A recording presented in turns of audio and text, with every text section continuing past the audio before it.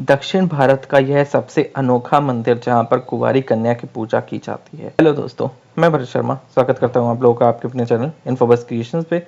Channel को आपने अभी तक सब्सक्राइब नहीं किया है तो जल्दी से सब्सक्राइब का बटन दबा दें और बेल आइकन को ऑल पे कर लें ताकि जब भी कोई न्यू वीडियो आए तो उसकी नोटिफिकेशन आप लोगों को मिल जाए।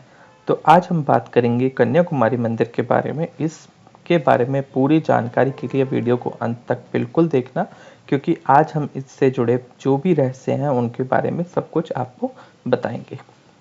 तो कन्याकुमारी मंदिर दक्षिण भारत का सबसे अनोखा मंदिर है और इस मंदिर के अंदर लोग जो हैं वो कुंवारी कन्या की पूजा करते हैं। इसकी जो कहानी है वो मैं आपको अभी ज़रूर बताऊंगा, बट मैं पहले आपको ये बताऊंगा कि इस मंदिर की जो स्थापना है वो किसने की।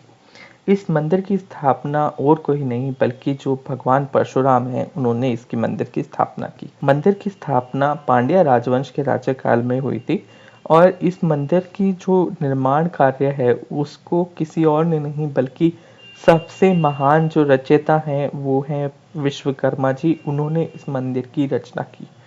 तो दोस्तों, मैं इस मंदिर के पीछे की आपको अब कहानी बताता हूँ। जब जो हमारे असुर राज थे महाबली, उनके पोते जो थे बाणासुर, शुरुआत हुई थी। तो उन्होंने क्या किया कि बाणासुर ने भगवान शिव की बहुत ज़्यादा तपस्या की। बहुत अति तपस्या करने के बाद में भगवान शिव प्रकट हुए। तो जब बाणासुर ने उनसे अमृत का वरदान मांगा तो भगवान शिव ने उनको मना कर दिया, क्योंकि अमृत का वरदान देना उनके हाथ में नहीं था।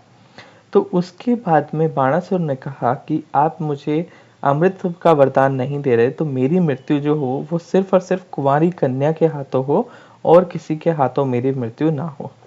तो ये सुनकर भगवान शिव ने उसको ये वरदान दे दिया।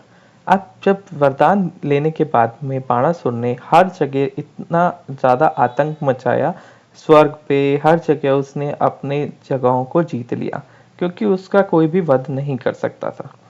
अब ऐसे कई बहुत दिनों के बाद में जब देवता परेशान हो गए तो देवता चले गए भगवान विष्णु के पास में।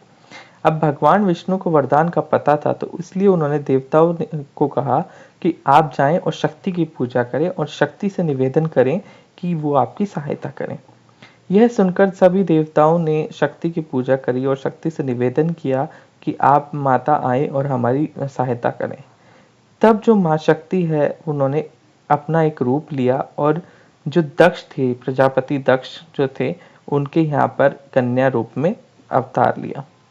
जब कन्या रूप में अवतार लेने के बाद में जब जो राजा दक्ष थे उन्होंने क्या किया, अपना जो पूरा राज्य है वो भागों में बांट दिया और उसके अंदर जो कन्याकुमारी हैं उनको जो दक्षिण भारत का हिस्सा है वो दे दिया था। अब रूप जब अवतार लिया उन्होंने, फिर भी जो अवतार लेने के बाद में भी जो कन्याकुमारी थे उन्होंने भगवान शिव की इतनी भक्ति करते थे और वो उनसे बहुत बेहद प्रसन्नता पूर्वक उनको बहुत पसंद करते थे।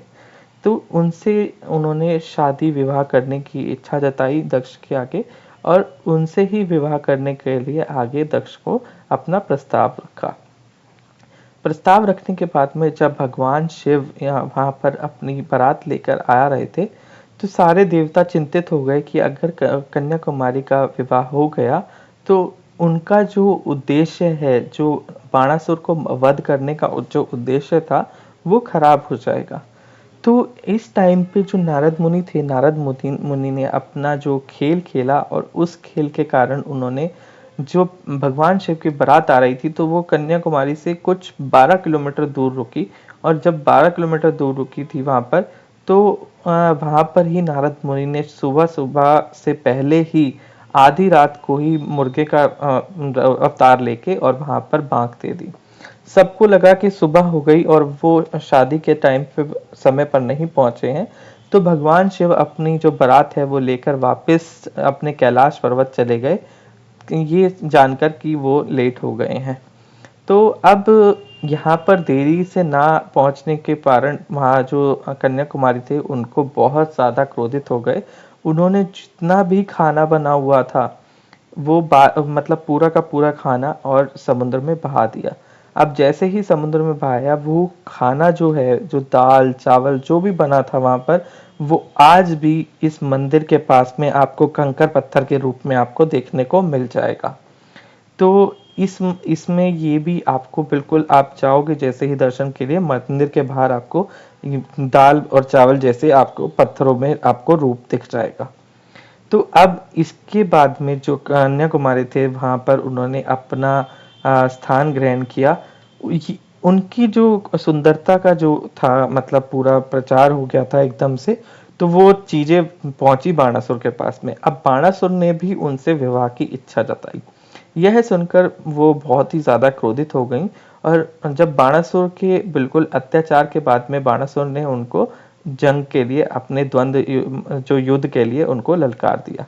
तो अब यह युद्ध के लिए जैसे ही उन्होंने ललकारा, तो जो माँ देवी थी, उन्होंने अपने चक्र से बाणासुर का वध कर दिया। और जैसे ही चक्र से बाणासुर का वध किया, तो उनका जो उद्देश्य है वो पूरा हो गया। बाद में जब नारद मुनि आए, नारद मुनि और परशुराम आए उन देवी के पास में, उन्होंने उनसे विनती की कि वो कलयुग के अंत तक जितने भी, मतलब जो बुराई है उसका नाश करते रहे और यहीं पर विराजमान हो जाए। तो जो कन्याकुमारी देवी थी, वो वहीं उसी जगह पे, इस मंदिर की जो जगह है शिला, उस शिला के ऊपर वहीं विराजमान हो गए और यहाँ पर बैठ गए। तो आज भी वहां पर जो शिला है, उसके ऊपर उनके पद चिन्ह है, जिसको श्रीपद परई के नाम से जाना जाता है। और ये बहुत ही ज्यादा, मतलब इतना ज्यादा प्रसिद्ध है कि वो आज भी कन्याकुमारी में वहां पर विराजमान है, जब भी कलयुग का अंत नहीं होगा तब तक। अब ये थी एक कहानी। अब इसका जो एक और जो कथन है, वो ये है कि जो देवी सती थे, तो उनका भी जो अंश है वो भी यहाँ पर आके गिरा था।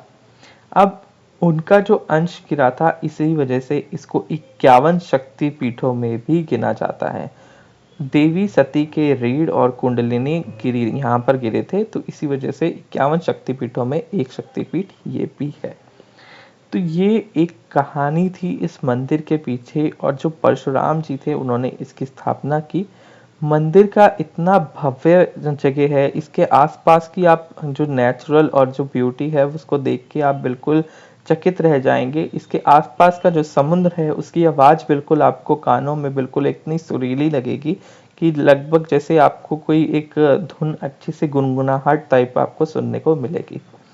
यह एक लौता ऐसा मंदिर है जहाँ पर कुंवारी कन्या की पूजा की जाती है, और इसी मंदिर पे, इसी कन्याकुमारी के ऊपर ही इस जगह का नाम भी कन्याकुमारी रखा गया है। और यही नहीं, यहाँ पर ही पास में ही जो स्वामी विवेकानंद थे, उन्होंने यहाँ पर अपना पूरा ध्यान लगाया था, और यहीं पास में ही बैठ के उन्होंने अपने ध्यान की पूरी चीजें की थी यहाँ पर। और यही नहीं, जो हमारे इंडियन लीडर थे, जो गांधी जी थे, उन्होंने भी यहाँ पर अपना बहुत समय व्यतीत किया था, और जो लास्ट में उनकी अस्थियां थी, वो भी कन्याकुमारी में ही विसर्जन की गई थी। तो दोस्तों, आशा करता हूँ वीडियो आप लोगों को पसंद आएगा। वीडियो पसंद आया हो तो लाइक करें, शेयर करें अपने दोस्तों के साथ में। आज की वीडियो में इतना ही। धन्यवाद।